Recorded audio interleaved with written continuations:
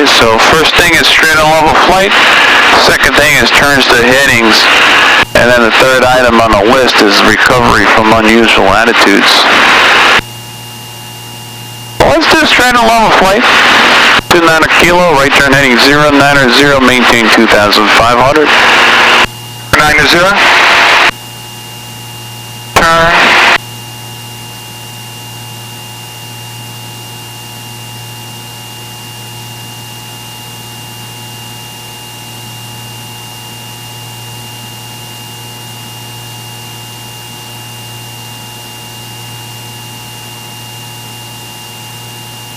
Fly this instruments at all, or only when it's VFR? You do instruments? Do instruments. Do you have your currency, 6 instrument approaches, intercepting and tracking, holding procedures? Yep.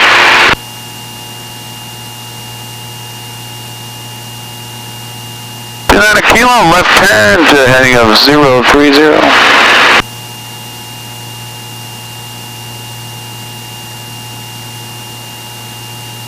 And a kilo, I show you on the climb, set a maintain 2,500.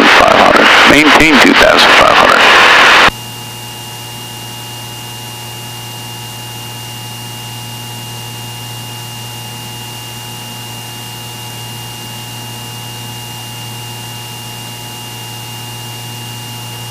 At 300, you want? Where's the heading? 030. Oh, 030, sorry, I put 300. Now, I notice you have a heading bug and you don't use it. Why is that?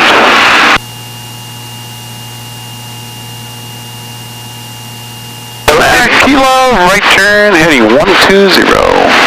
Right turn, 120. Beautiful. If you're lucky enough to head a heading bug when you're doing this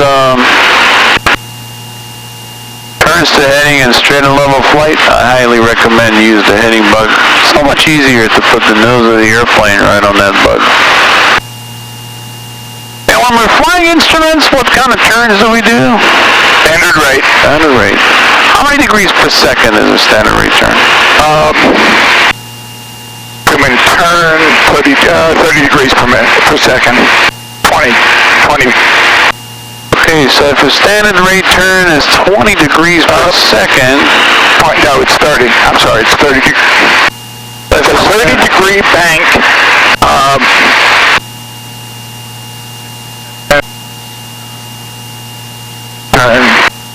Is the bank relevant on a standard rate turn when we're flying instruments?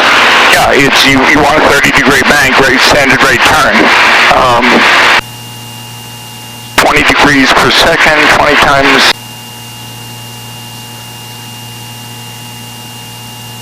30. Sorry, it's 30 degrees per second. 30 degrees per second. 30 degrees per second. So if we're doing a standard rate turn at 30 degrees per second, we're going to turn from 120 to 090 in 1 second. Is that correct?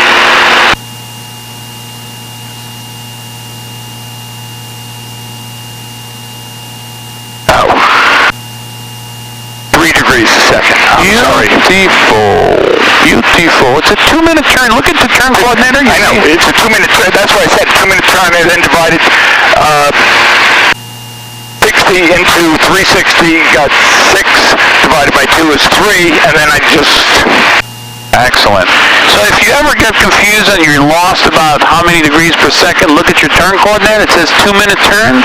It's going to take 2 minutes to complete a complete 360. I know that. I just divided incorrectly. Okay.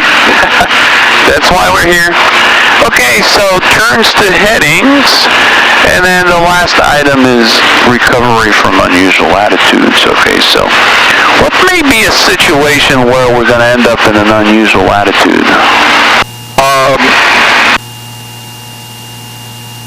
Hopefully never. Hopefully never.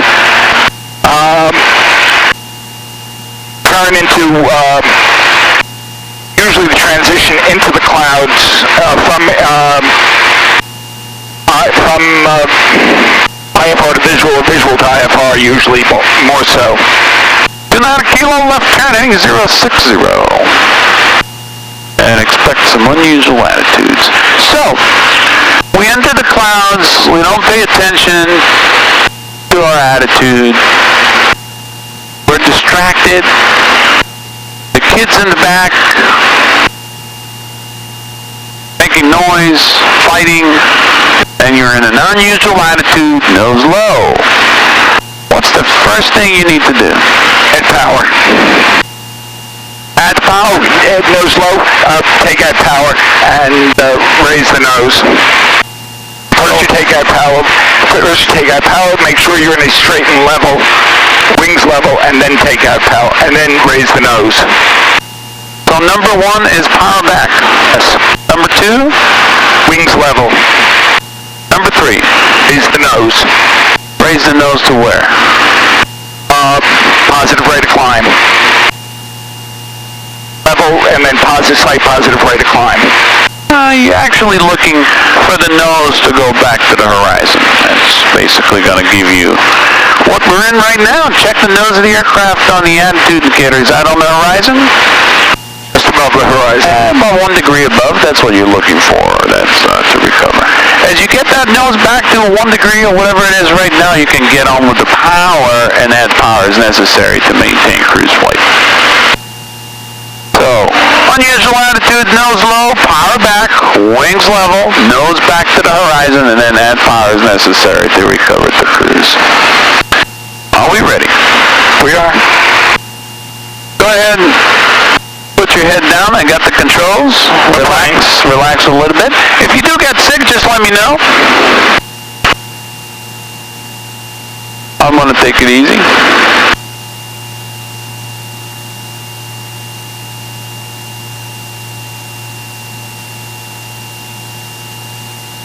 Get you into an unusual attitude, nose low, so you know what to do, because we briefed it a second ago. Go ahead and recover your controls.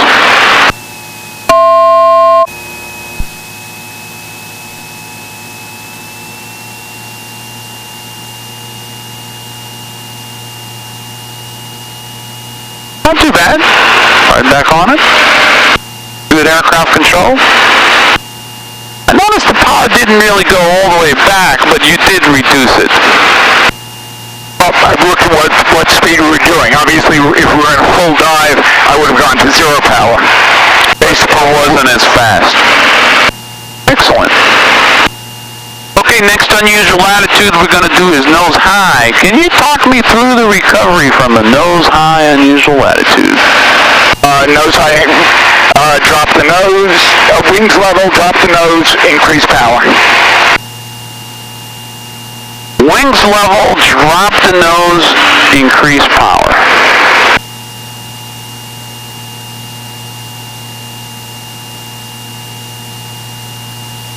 Okay, let me give you a tip. Yeah. Would you categorize an unusual attitude nose high similar to a stall?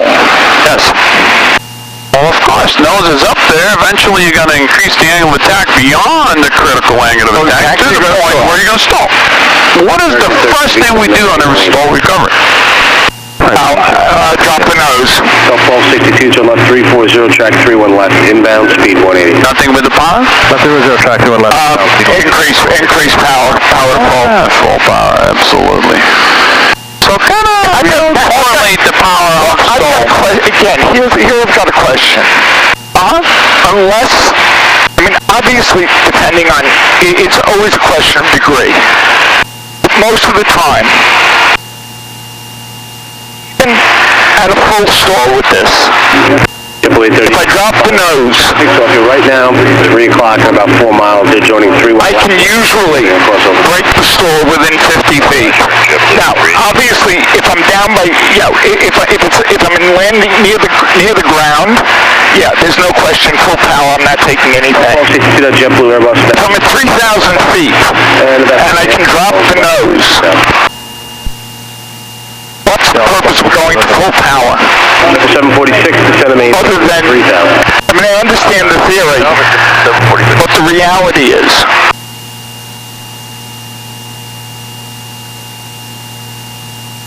you're in a nose-high unusual attitude. Right. I recognize You keep the power at idle or at low power setting. Okay, no. That nose is going straight up. You're going to end up... No, obviously if I'm at idle, I'm assuming a nose high and I'm in cruise or I'm somewhere near cruise. Obviously if the power's at idle, no question I'm throwing power in, I'm going to if not full power, close to it. But assuming, I mean, on the heading for 31 right, JetBlue 3. my gut is, realistically, the only way I'm going to end up in a nose high, Approach runway 31 left, maintain visual separation. other than on landing, understand on landing, American 30 heavy to 718. Okay, you just entered bad weather. Convective segment, you got level 5 thunderstorm, you're getting bounced around, you're getting some moderate rain, precipitation. which means I'm at maneuvering speed. Power is to maintain maneuvering speed. Absolutely. However, as you're cruising along into that thunderstorm, you're getting extensive updrafts and downdraft to the point where you have a downdraft of 3,000 feet per minute. You're still in cruise power setting, 23 inches, 17 inches, whatever you have right now. Now your tendency is to get back to your altitude because of the downdraft. So what you're doing is you're pitching up. Right. You're pitching up so much to compensate for that rate of descent because of that 3,000 foot per minute downdraft to the point where you're pitching up so much that you're getting into an unusual attitude, nose high. Well, but it would also be at full power. That's the whole point. If I'm going down 3,000 feet a minute, I put in full power right away. That's my whole point. The only time I'm going to end up in that nose high unusual attitude is, yes, is probably the transition. You know, I'm VFR, I'm not expecting clouds, it's night, and all of a sudden, you find yourself in a cloud, you totally lost the black hole, which I've actually ended up in coming out of Farmingdale. We were going to Atlantic City one night, and that's exactly what happened. I went out, we went south, and the next thing I know, there are no lights. We hit a small cloud, and I started to lose it, and eventually I realized I went to instruments right away, and I was okay. This was back before I had my private. This was, if I was sitting next to me, it was no big deal.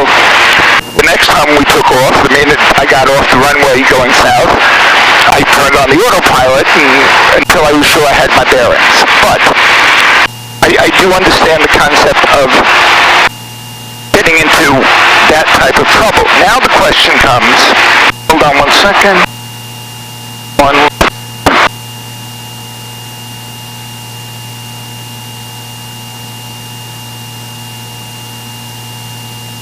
So, but the point was, I was in a climb or level flight at regular power. When I went into the clouds, yes, I went into an unusual attitude. It took me a moment, I looked at my instruments, and I recovered. Nose high, because I was climbing, makes sense. I start to get nose high, I see, I get the alarm on the AOA that I'm at low, I'm losing lift. First thing I'm going to do is lower my nose. Now, once I've lowered the nose, I'm sure I'm not going to stall. When I'll start playing with power, do I need more power? I mean, I guess that's the way I think of it. If I'm wrong, I mean, I'm open to the intellectual discussion, but... Well, you're at MEA, which is 6,000 feet. You got mountains below you, and you're getting into a 3,000 foot downdraft, and you keep the same power setting. You're not paying attention much to your rate of descent. All you're looking at is your altimeter. And you see the altimeter kind of coming down and rolling down. So you're instantaneously looking at that instrument and pitching up by applying back pressure on the yoke. At that point, you're still distracted. You're in the clouds. You can't maintain your bank angle too much going on, air traffic control, traffic deviation, you pull up too much to an unusual attitude. You have to recognize that position, because if you hold that pitch up too much to beyond your critical angle of attack, you will stall the aircraft. Okay. That power needs to come in first. Okay. You got to get that power in there, because you're losing altitude. If you don't get that power in there, well, guess what? You're below MBA. You're going to hit something below. Okay. I see where. Okay. Makes sense. Sonata Kilo left turn, heading 270. Turn 270. So, unusual attitude, nose high. Again, it's your discretion. When you're piloting command, you can recover and use your own technique. But what I teach on an unusual attitude, nose high, is first thing full power. Second thing, drop the nose. Reduce your pitch. Get that nose. The artificial nose on the attitude indicator. Get her back to the horizon. Okay? You have it here, that little orange dot on this standby, or that V-bar on the ethos. You can put it right back on the horizon, which is the line between the blue and the brown. Then the last thing on the list is get your wings level. Okay, are we ready? Yep. My controls? My controls. We're going to get you into unusual attitude, nose high. You know, if you get uncomfortable, build a little bit of speed. And there's nothing tricky. You will see the nose high when you look up. Okay, your controls, go ahead and recover.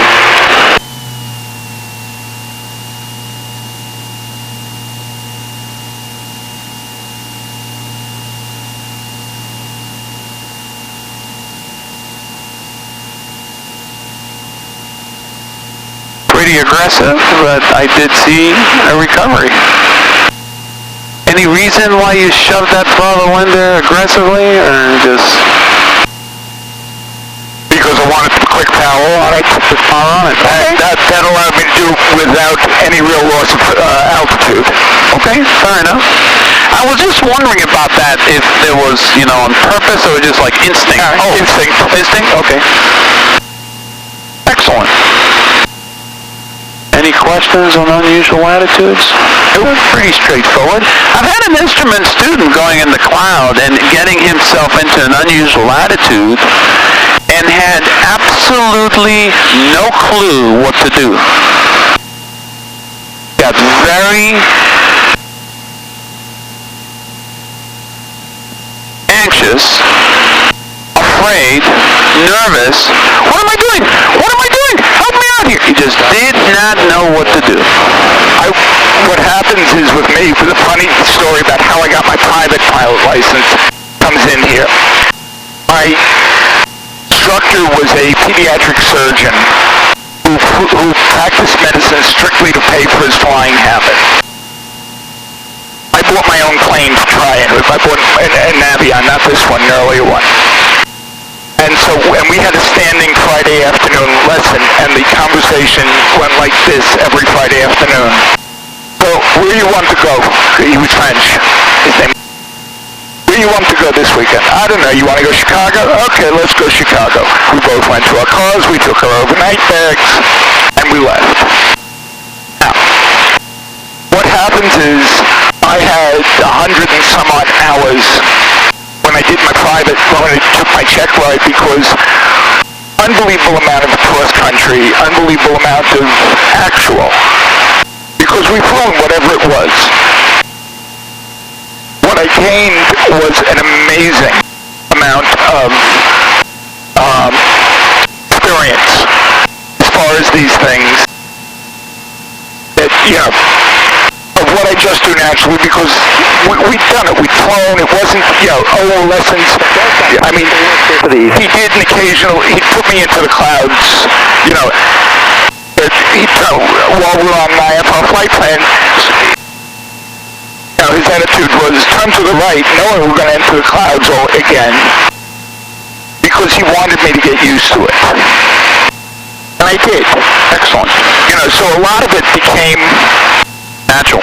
Natural. In fact, the funny thing was when I took my IFR check ride, he had me doing a non-precision approach, so he said use radio 2, which didn't have the glide slope. Just use the localizer. Out of habit, I tuned radio 1 to the glide slope also, to the localizer also. Midway down the tube, we lose the localizer on 2. I turned to him, I said, we just lost the localizer, I'm supposed to go missed, or I can switch to radio 1. Because why would you switch to radio 1? I think because I have it in standby on radio 1. And normally that's the first thing I do is check whether it's the radio or we actually lost the glide slope. Or lost the localizer. He says, all right, switch to radio 1, don't use the glide slope.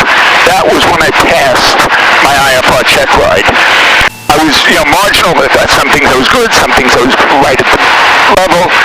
But that was the point. You just saw the change in attitude was like, okay, you're not going to kill yourself. Stay out of trouble. Yeah. And this is, like I said, everything is there. Everything has a redundancy. All right. Let me ask you a question. You're heading back to Republic. Just kind of a weird morning. The weather is closing in pretty rapidly. We departed today with 10-mile visibility. However, the field right now is 1.5 miles in fog. Make a request for special VFR. Gonna make a request for special. Yeah. Okay. What's the minimum visibility and cloud clearance for a special VFR? 1 mile clear clouds. Okay. And what's your minimum pilot qualification for that? During the day, private pilot. If it's at night, both the plane and the pilot have to be instrument rated and current. Excellent.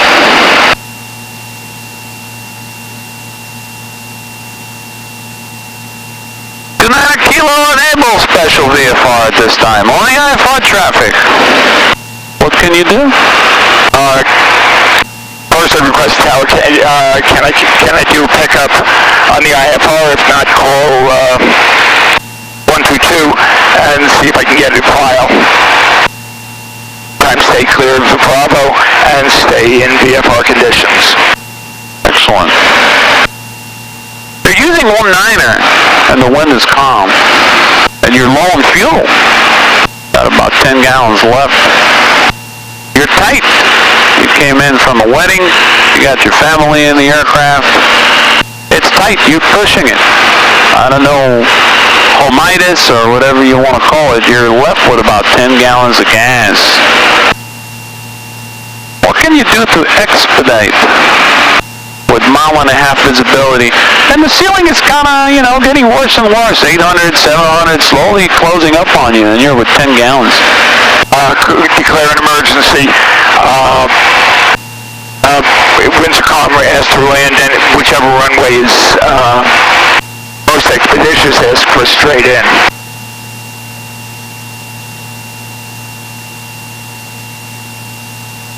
You can get a flight plan in there. You can get a IFR flight plan in there with air traffic control if you declare an emergency. I doubt they're going to tell you to contact flight service. You think he's going to go, I understand 2.9 kilo declaring an emergency. Go ahead and contact flight service. On an emergency,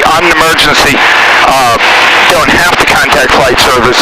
On an emergency, I have the right to tell them I'm coming in, I'm landing on runway, whatever.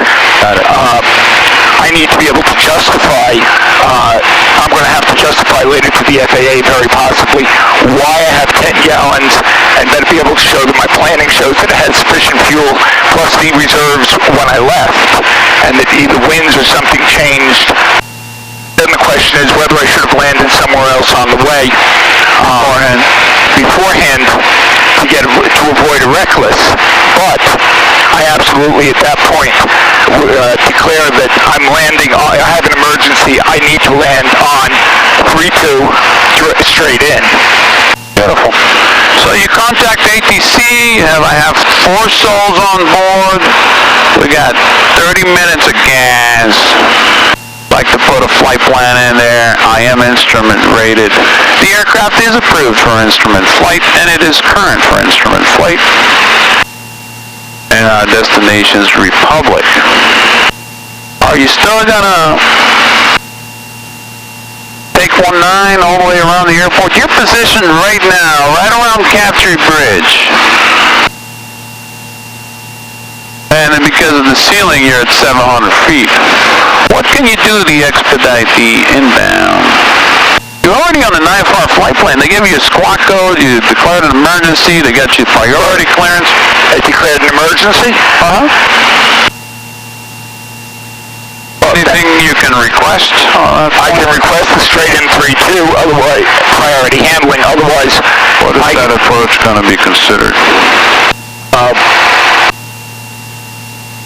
Going to be an instrument approach, or...? No, I can request a visual or contact approach. What's the minimum visibility for a visual approach? 1 statute mile clear of clouds. 1 statute clear clouds? 1 statute clear clouds. What about contact approach? What's the minimum visibility in cloud clearance?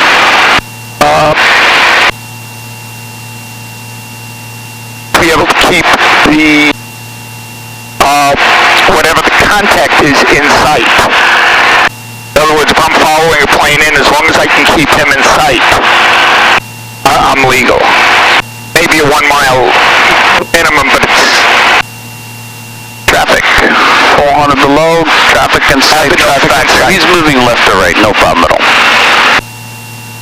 Basically, visual approach, you need minimum 3 miles. For a contact approach, you need minimum 1 mile clear of cloud. So you can technically request a contact approach runway 32 as long as you remain contact with the ground and you're familiar with the vicinity of here, which is easy. Capture Bridge, you're at 700 feet, you know the inner coastline, you know how to get to the runway. Bam, you don't have to do the instrument approach on 19 because they're using 19. Fuel management?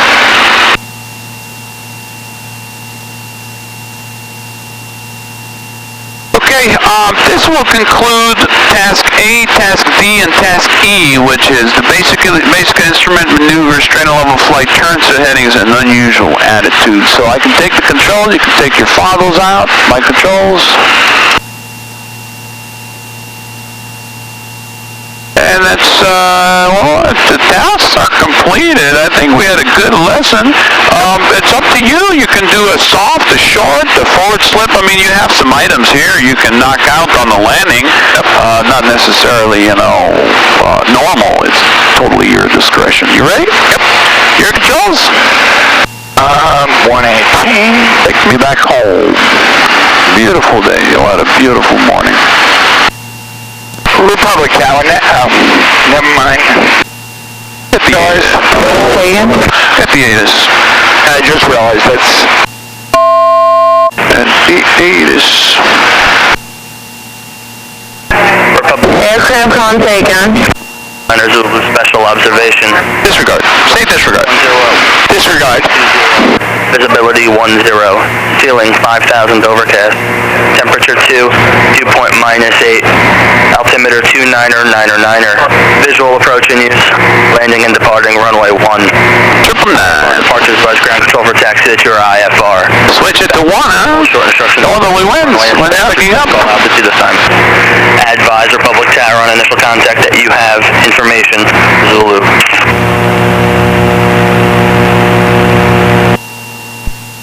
Clear on the way. Left. Republic Victoria 9, runway 1, Bravo side, ready to go. Ventura 9 Republic Tower, right traffic, runway 1, cleared for takeoff. Right traffic, clear for takeoff, Victoria 9, thank you. Republic Tower, Navion, 4529 Kilo at Cap Tree with Zulu, request permission to land.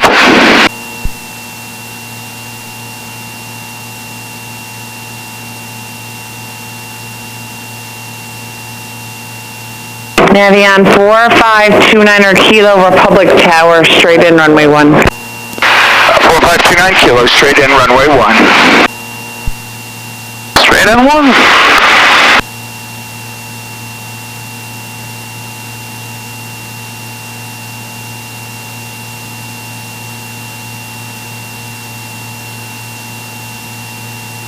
love the Garmin. Everything here is Garmin. 530, 430, GMA 340, 330 transponder. And what is that? G500? What is that called? G500. G500, yeah. Nice. Have WAS on those Garmins or just regular? They are WAS? Yep. Excellent. Both of them. Let's see if we're going to get LPV on this. Runway 1, right?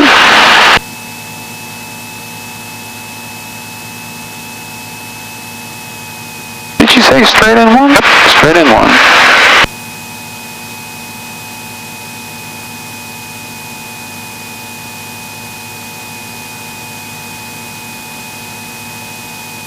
How's your fuel management? We're good. We're good. All right. Just double check. I always double check when I have too many fuel tanks on board. The main, because you can't land, you're not supposed to land on tips. The 73ER has 9 fuel tanks. Ow. But it can go up to like 6,000 miles. Listen, I've got between 9 hours, depending on... I mean, yeah, with 100 gallons, if you're down to like really low power setting, 55%, you're at 10 gallons an hour. Can you lean it to like 10 gallons? 10, 11, yeah. 11 gallons an hour, and this is 9 hours. What kind of cruise you're getting at 11 gallons? Probably about 135 knots. That's not bad. 130 is not bad. And what kind of RPM you're getting it? 22 square, 20... Run downwind road with 1. Air 41669, are you clear to take off? Sorry, was that for Cherokee 41669? Say again? Yes, Tower, did you call Cherokee 41669? Yes, sir. Did you call ready to go? Yes, we're ready to go. Cherokee 41669, roger. You're clear for takeoff. Right down, approved. Clear for takeoff, Cherokee 41669. Ventura 9, you're clear to... Which runway is that straight in? We're 3-2. And we're supposed to go straight in for 1, correct? Okay. Ventura 9, do you hear tower? I'm going to ride downwind for runway 1. Ventura 9, how do you hear tower? Better now. Ventura 9, you're clear, touch and go. Clear, touch and go. Turn and base.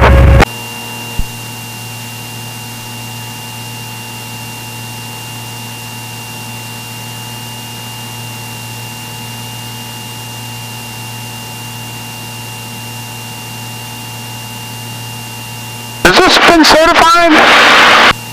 Really? Nice. You're getting everything. You're getting high performance, complex, and aerobatic. No, it's not fully aerobatic. Oh, it's not fully aerobatic. Okay. But it's approved for spins. No, spin is the one thing it's not approved for. Oh, it's not approved. Okay. It'll do, there's a lot of other stuff, but she's very bad on spin recovery under certain circumstances. Like chandelles, all these steep turns, all that stuff. Well, I'm going to say... Navion 4529 kilo, you clear to land. 4529 kilo, clear to land. Go to land, runway 1.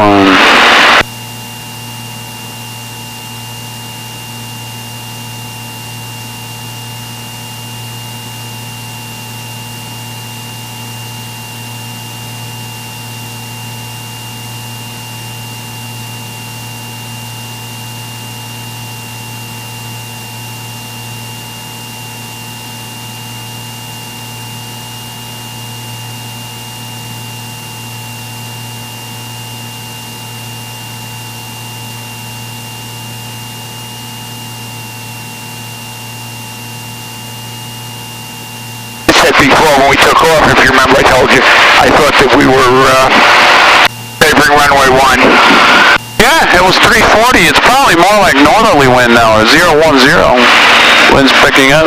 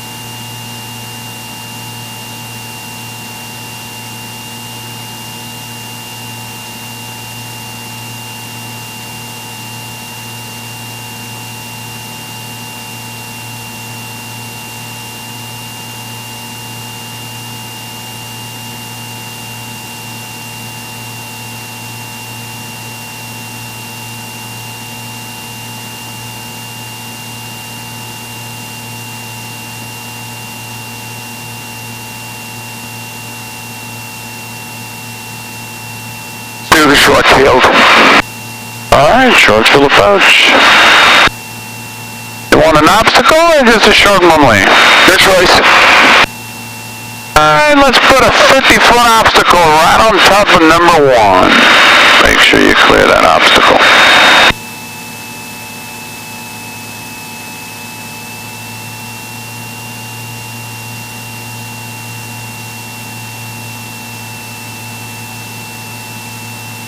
Laps.